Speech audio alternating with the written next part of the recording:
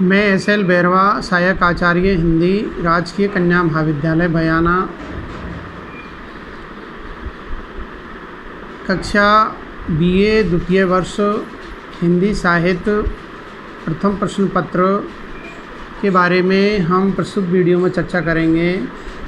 और आयुक्तालय कॉलेज शिक्षा राजस्थान जयपुर द्वारा जो ई-कंटेंट योजना अंतर्गत जो विषय वस्तु प्रस्तुत की जा रही है, यह विषय वस्तु महाराजा सूरजमल ब्रज विश्वविद्यालय भरतपुर के BA पाठ सेकंड ईयर हिंदी साहित्य की द्वितीय प्रश्न पत्र में प्रथम प्रश्न पत्र में ये सम्मिलित है। BA द्वितीय वर्ष की छात्राएं जिन्होंने इच्छिक विषय हिंदी साहित्य लिया है, वो छात्राएं कृपया ध्यान देकर प्रस्तुत वीडियो को ध्यान से देखें, सुनें और इसका एनालिसिस करें, विवेचन विश्लेषण करें। तत्पश्चात प्रस्तुत वीडियो को लाइक करें, कमेंट करें और सब्सक्राइब करने में लापरवाही न बरतें। प्रस्तुत वीडियो में बेहद ही रोचक, ज्ञानवर्धक और उपयोगी सामग्री प्रस्तुत की जा रही है, तो कृपया करके छात्राएं वीडियो को ध्यान से देखें। तो प्रिय छात्राओं, पिछले वीडियो में हमने रीतिकालीन हिंदी साहित्य का इतिहास है, उसमें तृतीय जो काल है उसमें 3 काव्य धाराएँ प्रवाहित हुई थी, जिसमें रीतिबद्ध, रीतिमुक्त और रीतिसिद्ध। तो हम पिछले वीडियो में चर्चा कर रहे थे रीतिबद्ध काव्य धारा के प्रमुख कवि हैं, जिसमें हमने भूषण का संक्षिप्त परिचय पढ़ लिया था और पद्माकर का पूरा परिचय हम नहीं कर पाए थे। आज हम पद्माकर के जो पूरा परिचय है वो प्राप्त करेंगे और जो प्रमुख कवि हैं उनके बारे में प्रस्तुत वीडियो में चर्चा को अंजाम देंगे। पद्माकर रीतिकाल के बहुत ही अंतिम छोर के कवि हैं। इनका जो काव्य है वो बहुत ही अच्छा है। इन्होंने सभी रसों का अपने काव्य में चित्रण किया है। तो हम पद्माकर का संक्षिप्त परिचय प्राप्त करते हैं। कवित्व का पूर्णतया निर्वाह करते हुए नवरसों का सफल निरूपण करने वाले गिने चुने आचार्यों में पद्माकर जी का नाम लिया जाता है। ये तेलंग ब्राह्मण थे और इनका जन्म सन 1753 ईस्वी में मध्य प्रदेश के सागर नामक स्थान, जो कि वर्तमान में जिला है, हुआ था। इनका जन्म सागर जिला मध्य प्रदेश में। इनके पिता मोहनलाल भट्ट भी अच्छे कवि थे। तो पारिवारिक इनको ये उत्तराधिकार में मिला कविता करने का। ये सागर नरेश रघुनाथ राव अप्पा, महाराज जैतपुर दतिया नरेश अर्जुन सिंह, हिम्मत बहादुर उदयपुर नरेश महाराज भीम सिंह आदि के आश्रय में रहे थे। यानी कई राजाओं के आश्रय में, जिसमें राजस्थान और मध्य प्रदेश के जो तत्कालीन समय में राजा महाराजा थे, उनके आश्रय में रह करके उन्होंने अपने काव्य का सर्जन किया था। इनकी मृत्यु 1833 ईस्वी में कानपुर उत्तर प्रदेश में हुई थी। इनकी द्वारा रचित मौलिक ग्रंथ निम्नांकित है, जिसमें हिम्मत बहादुर वृद्धावली, पद्माभरण, जगत विनोद, प्रबोध पचासा, गंगा लहरी, प्रताप सिंह ब्रदावली, कली पचीसी आदि का नाम हम ले सकते हैं। इनकी कविता से हम एक उदाहरण प्रस्तुत करते हैं। बहुत ही सुंदर होली का चित्रण किया है कि किस प्रकार होली का जो पर्व होता है, रंगों का जो त्यौहार होता है, उस पर राधा और गोपिकाएँ किस तरह फाग खेलती है, होली खेलती है, रंगों का उत्सव है, उसको वो खुशी मनाती है, इतनी आनंदित होती है। फाग के भीर अभीरन में गई, फाग के भीर अभीरन में गई, गोविंद ले गई भीतर गोरी। भारी करी मन की पदमाकर, ऊपर नाई अवीर की झोरी। छीन पतंबर कम्मर ते, सुविधा दई मीण कपोलन रोरी। नैन नचाए कही मुस्काए लला, फिर आइयो खेलन होरी। यानी प्रस्तुत जो काव्यांश है, कवित्व है, उसमें फाग के भीर, फागुन की जो भीड़ है, अभीरन बहुत मतलब भीड़ से हट करके कृष्ण को एक गोपी अंदर अपने गृह में ले गई। गई यानी ले गई। गोविंद ले गई भीतर गोरी, यानी एक गोरी, एक गोपिका कृष्ण को खींच करके भीड़ में से और अंदर अपने गृह में, अपने घर में वो ले गई। भाई करी मन की पद्माकर, पद्माकर कवि कहते हैं कि उस गोपिका ने कृष्ण को रंग बिरंगा कर दिया, यानी उस पर रंग डाल दिया। ऊपर नाई अवीर की झोरी, बहुत सारा क्या है गुलाल से उनको धूल धूसरित कर दिया। छीन पतंबर कम्मर ते, छीन छीण कपड़े थे, झीने कपड़े थे।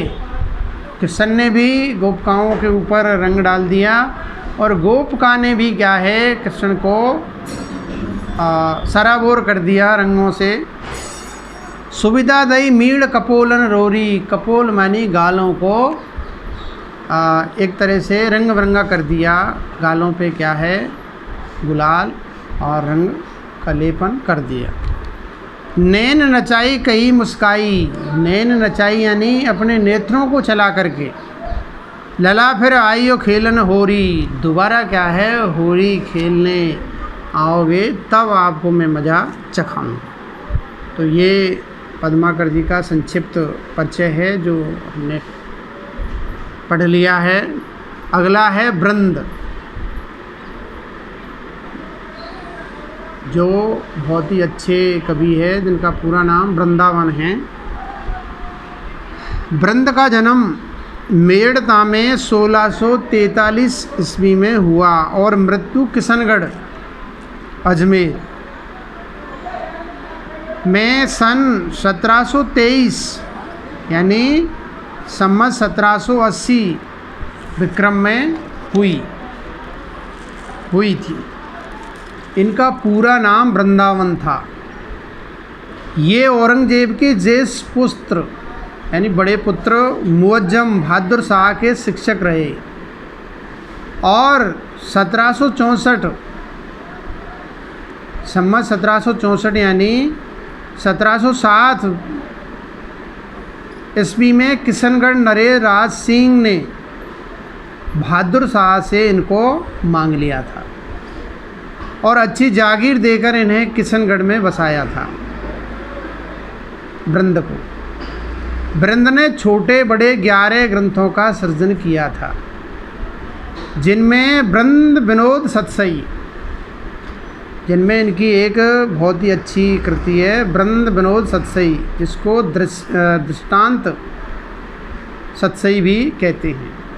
अगली है यमक सतसई, भाव पंचाशिका, श्रृंगार शिक्षा, वचनिका, सत्य स्वरूप, बड़े।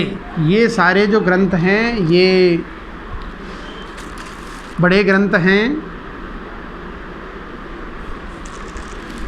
और पवन पचीसी समेत शिखर छंद, हितोपदेश अष्टक, भारत कथा और हितोपदेश संधि छोटे ग्रंथ हैं। इनकी कविता से दो एक उदाहरण हम देख सकते हैं। नीकी पे फीकी लगे बिनु अवसर की बात, जैसे वर्णत युद्ध में रस श्रृंगार ने सुहात। ये नीति के इनके धोए हैं, साखी है।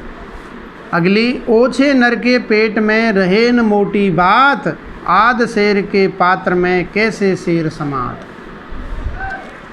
अगला जो कवि है होने को तो ये रीति सिद्ध कवि है, लेकिन रीति सिद्ध जो काव्यधारा है जिसके एक ही सिरमौर कवि है बिहारी, और उन्होंने एक बहुत ही सुंदर कृति का सर्जन किया था बिहारी सतसई, जिसमें श्रृंगार, भक्ति और नीति के जो धोए हैं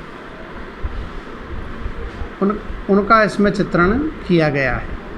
तो हम रीतिबद्ध काव्यधारा में ही बिहारी को रख सकते हैं, क्योंकि इन्होंने चलाकर तो लक्षण ग्रंथ नहीं लिखे हैं, लेकिन स्वतः ही इनके काव्य में, इनकी सतसई में लक्षण आ गए थे।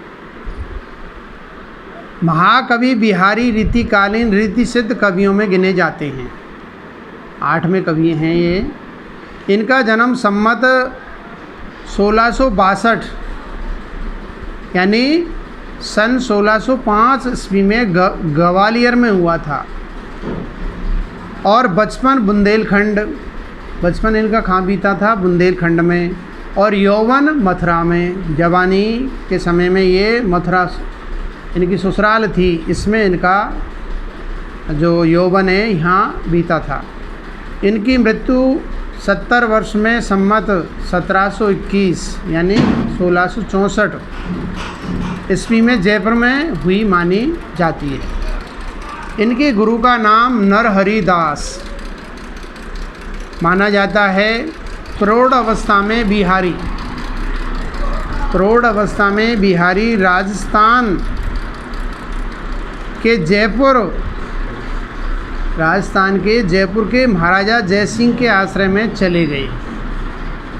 यानी मथुरा से ये जयपुर आ गए थे महाराजा जयसिंह के बुलाने पर, और यहीं यानी जयपुर में ही अपनी प्रसिद्ध रचना सतसई का सर्जन किया। सतसई का इन्होंने सृजन कार्य किया था। सतसई में श्रृंगार, भक्ति तथा नीति की त्रिवेणी वही है। आचार्य रामचंद्र शुक्ल ने बिहारी सतसई की प्रशंसा करते हुए लिखा है कि बिहारी सतसई में भक्ति, नीति और श्रृंगार की त्रिवेणी लहरा रही है। ये कथन रामचंद्र शुक्ल का है। इनकी यह उक्ति प्रचलित है जिससे इनकी लोकप्रियता सिद्ध होती है। सतसैया के दोहरे जो नाविक के तीर, सतसैया के दोहरे, दोहरे यानी धोए, जो नाविक के तीर, देखन में छोटे लगे घाव करे गंभीर। वो है इनके धोए तो इनके छोटे हैं, लेकिन इनमें विशेष अर्थ निकलता है। व्यंजना सब शक्ति का इन्होंने प्रयोग किया है अपने दोहों में। बिहारी सतसई से भक्ति, नीति और श्रृंगार के एक एक धोए को हम आपके ज्ञान वृद्धि के लिए देख सकते हैं, जिसमें पहला भक्ति से संबंधित इनका धोआ है। मेरी भवबाधा हरो राधा नागरी सोई, जातन की झाई परत श्याम हरदुद होई। अब देखिए भक्ति का इसमें चित्रण किया गया है बिहारी ने, लेकिन बिहारी ने श्री कृष्ण की आराधना नहीं करी है। अपने ग्रंथ के प्रारंभ में कृष्ण की जो प्रेयसी है प्रेम का है, कह सकते हैं हम, राधा है, उनकी स्तुति की है कि राधा को रिझाने से कृष्ण अपने आप में मुग्ध हो जाएंगे। तो मेरी भवबाधा हरो, मेरी हे स्वामी, मेरी सांसारिक जो बाधाएं हैं, समस्याएं हैं, पीड़ाएं हैं, उनको दूर करो। राधा नागरी सोई, आपके पास में राधा चतुर राधा है, वो विराजमान हैं।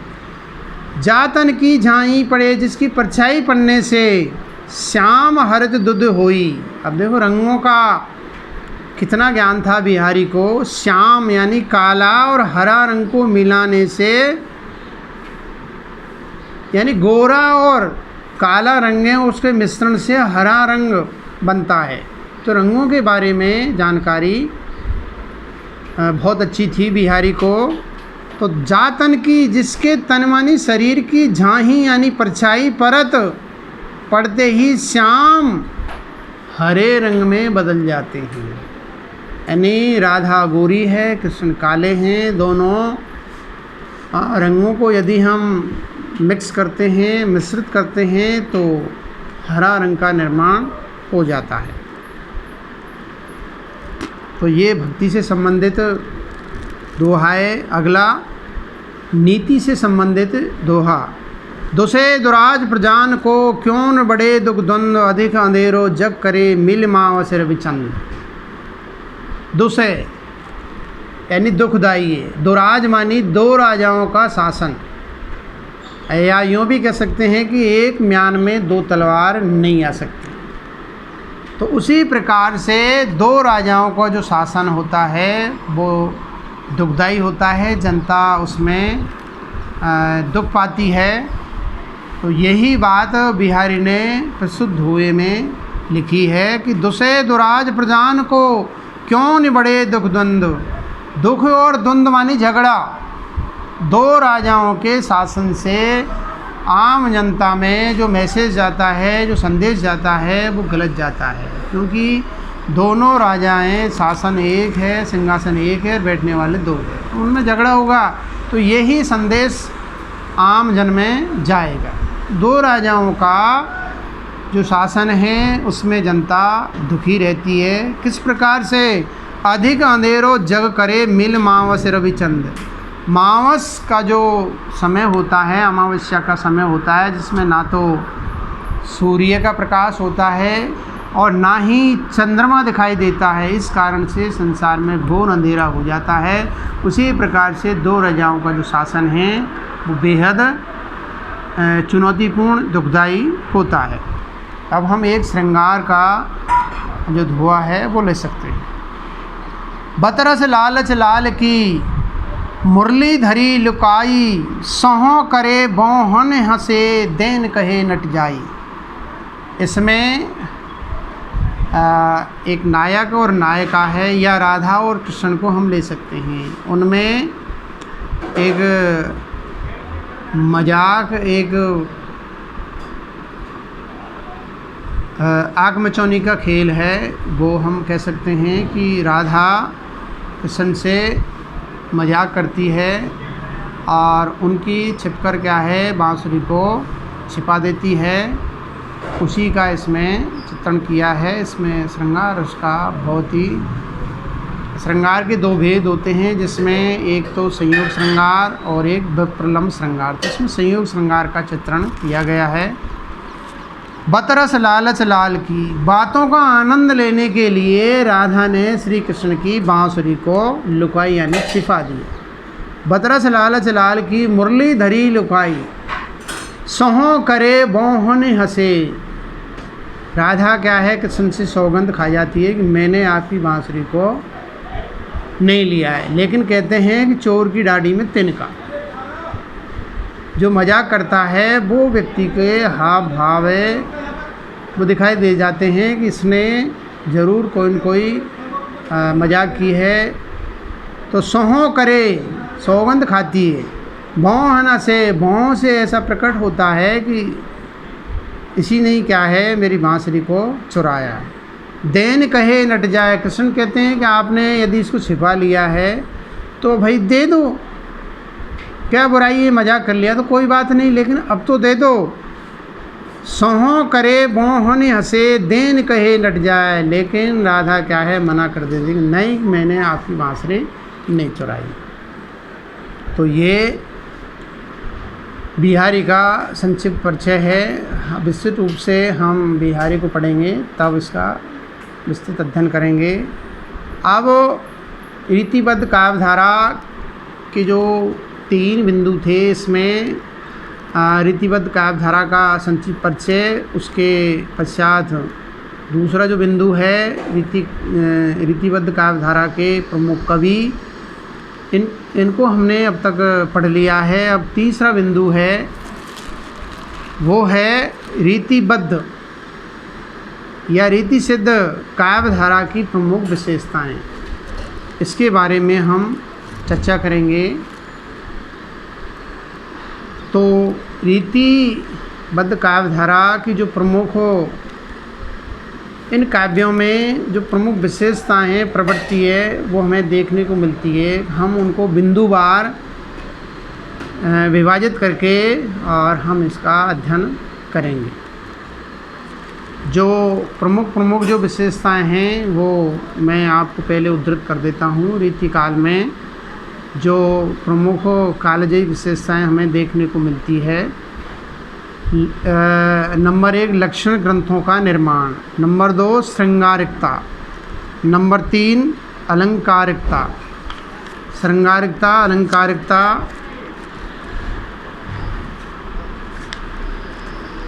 और नंबर 4 आचार्यत्व, नंबर 5 आश्रयदाताओं की प्रशस्ति या प्रशंसा, भक्ति भावना का पुट, नायका भेद आदि का वर्णन, श्रृंगारेतर विषय, इसमें भक्ति, नीति, प्रकृति चित्रण इत्यादि, मुक्तक काव्यों का सृजन, ऊहात्मकता, ब्रज भाषा का प्रयोग, छंद प्रयोग आदि को हम ले सकते हैं। तो बारी बारी से क्रम से हम इन विशेषताओं के बारे में जानकारी लेते हैं। तो आज हम लक्षण ग्रंथों का निर्माण, ये पहली विशेषता है।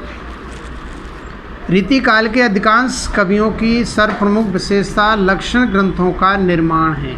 लक्षण ग्रंथों का जो संस्कृत साहित्य से लक्षण और उदाहरण से संबंधित, चाहे वो मम्मट का काव्य प्रकाश हो, चाहे रसगंगाधर हो, इन ग्रंथों के आधार पर क्या है, इन्होंने नए काव्यों का सृजन किया है। तो इनके जो ग्रंथ हैं, काव्य हैं, उनमें हम लक्षण और उदाहरण देख सकते हैं।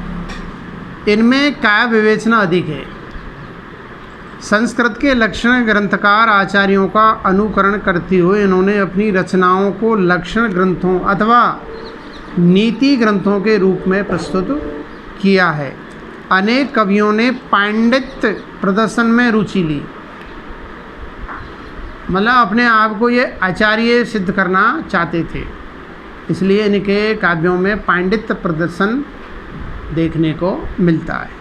और लक्षण ग्रंथ लिखे, किंतु इस क्षेत्र में इनकी सफलता संदिग्ध है, वो मार्मिकता हमें देखने को नहीं मिलती। आचार्य रामचंद्र शुक्ल के अनुसार हिंदी में लक्षण ग्रंथ की परिपाटी पर रचना करने वाले जो सैकड़ों कवि हुए, वे आचार्य कोटि में नहीं आ सकते। वे वास्तव में कवि ही थे, उनमें आचार्यत्व के गुण नहीं थे। बाबू श्याम सुंदर दास के अनुसार आचार्यत्व तथा कवित्व के मिश्रण ने ऐसी खिचड़ी पकाई जो स्वादिष्ट होने पर भी हितकर नहीं हुई। तो ये 2 विद्वानों के कथन हैं। अगली जो विशेषता है, द्वितीय श्रृंगारिकता। संपूर्ण रीतिबद्ध काव्यधारा है, उसमें हमें श्रृंगार रस का इन्होंने सांगोपांग वर्णन किया है। भाव या अनुभूति का विश्लेषण करते हुए विद्वानों ने काव्यों में मुख्य रूप से श्रृंगार रस को देखा है, और श्रृंगार रस को रसराज भी कहते हैं रसों का राजा है ये। वास्तव में यही उनका प्रतिपाद्य था। रीतिबद्ध काव्यधारा के कवियों का मूल प्रतिपाद्य मूल उद्देश्य था श्रृंगार रस का सांगोपांग वर्णन करना। डॉक्टर नगेंद्र ने रीतिकालीन श्रृंगारिकता का निष्पक्ष विवेचन करते हुए कहा है। क्या कहा है डॉक्टर नगेंद्र ने? सांचा चाहे जैसा भी रहा, सांचा चाहे जैसा भी रहा हो, इसमें ढली श्रृंगारिकता ही है। इसकी अभिव्यक्ति में उन्होंने किसी प्रकार से संकोच नहीं किया। इसलिए उनकी श्रृंगारिकता में अप्राकृतिक गोपन अथवा दमन से उत्पन्न ग्रंथियां नहीं है, न वासना के उन्नयन अथवा प्रेम का अतीन्द्रिय रूप देने का उचित अनुचित प्रयत्न। जीवन की प्रवृत्तियां उच्चतर सामाजिक अभिव्यक्ति से चाहे वंचित नहीं रही हो, परंतु श्रृंगारिक कुंठाओं से ये मुक्त थी। इसी कारण इस युग की श्रृंगारिकता में घुमड़न या मानसिक छलना नहीं है। जीवन की यानी इसी कारण इस युग की श्रृंगारिकता में घुमड़न या मानसिक छलना नहीं देखने को मिलती है। रसराज श्रृंगार के दो रूप माने जाते हैं, संयोग और वियोग। संयोग में दर्शन, श्रवण, स्पर्श, संताप आदि पाए जाते हैं। चमत्कार प्रिय रीतिकालीन कवि हावों और भावों के चित्रण में विदग्ध है, महारत हासिल है। नायिका और नायक के बेहद, नायिका नायक से बेहद प्रेम करती है, किंतु अपनी भावनाओं को हृदय में सहेजे हुए है। जैसे बतरज लालच लाल की मुरली धरी लुकाए, सहों करे भों हंसे देन कहे नट जाए। तीज के अवसर पर नायिका के मानसिक उल्लास को हम देख सकते हैं। जो श्रावण की तीज आती है उसमें नायिका कितनी हर्षित सरसित विमुग्ध होती है, प्रसन्न होती है। काम झूले उर में उरोजनी में दाम झूले, श्याम झूले प्यारी की अनयारी अखियान में। काम झूले उर में उरोजनी में दाम झूले, श्याम झूले प्यारी की अनयारी अखियान में। काम वासना और मानी हृदय में स्थित होती है नायिका के, और उरोजनी में दाम झूले, उरोजनी है उनका वक्षस्थल है, उसमें बिजली कड़कती है, यानी अट्रैक्शन होता है, उसमें चमक होती है, शाइनिंग होती है। श्याम झूले प्यारी की, श्याम यानी कृष्ण है, प्यारी यानी राधा की। अनियारी अखियान में, अनियारी यानी विचित्र जो आँखें हैं उनमें श्री कृष्ण वास करते हैं। तो ये अब अगली जो तृतीय विशेषता है अलंकारिकता। रीतिबद्ध काव्य की एक अन्य प्रधान प्रवृत्ति अलंकारिकता है। इसका कारण राज दरबारों का विलासी वातावरण तथा जनसाधारण की रुचि थी। कवि को अपनी कविता को भड़कीले रंगों में रंगना पड़ा। अलंकरण प्रवृत्ति से युक्त 2-4 उदाहरण हम देख सकते हैं। जैसे विरोधाभास अलंकार का हम एक उदाहरण देख सकते हैं। तंत्रनाद कवित्त रस सरस राग रतिरंग, अनबूढ़े बूढ़े तिरे जे बूढ़े सवंग। यानी तंत्रनाद मानी वीणों का जो स्वर होता है, वीणा की जो ध्वनि होती है, यानी जो वाद्य है, जैसे ही बजना प्रारंभ होता है तो हमारे शरीर में एक स्पंदन, एक हलचल प्रारंभ हो जाती है। उसी प्रकार से कविता को जैसे ही कवि पढ़ता है उसी प्रकार से हमारे हृदय के अंदर एक हलचल उत्पन्न हो जाती है। और वैसे दरअसल में देखा जाए तो कविता को हृदय से पढ़ा जाता है, दिमाग से नहीं पढ़ा जाता है। तो तंत्रनाद कवित्र रस सरस राग रति रंग, अन बूढ़े बूढ़े तेरे जे बूढ़े सवंग। जैसे ही बाजा बजता है तो उसमें क्या है, अन बूढ़े, अभी क्या है, बूढ़े नहीं हुए हैं अर्थात जवान, और बूढ़े यानी वृद्ध, सब क्या है संगीत सरिता है, उसमें निमग्न हो जाते हैं। तो ये विरोधाभास अलंकार है। अगला यमक अलंकार, तो पर बारो उर्वशी सुन राध के सुजान, तू मोहन के उर्वशी है उर्वशी समान। तो उर्वशी, उर्वशी में और मानी हृदय में, और ये 2 बार आया है, 2-3 बार। अगला असंगति अलंकार देख सकते हैं, दृग उर्जत टूटत कुडम जुरत चतुर चित प्रीत, परत गांठ दुर्जन ये दई नई है रीत। तो अगली विशेषता चौथी हम अगले वीडियो में चर्चा करेंगे। आज इतना ही। नमस्कार, धन्यवाद।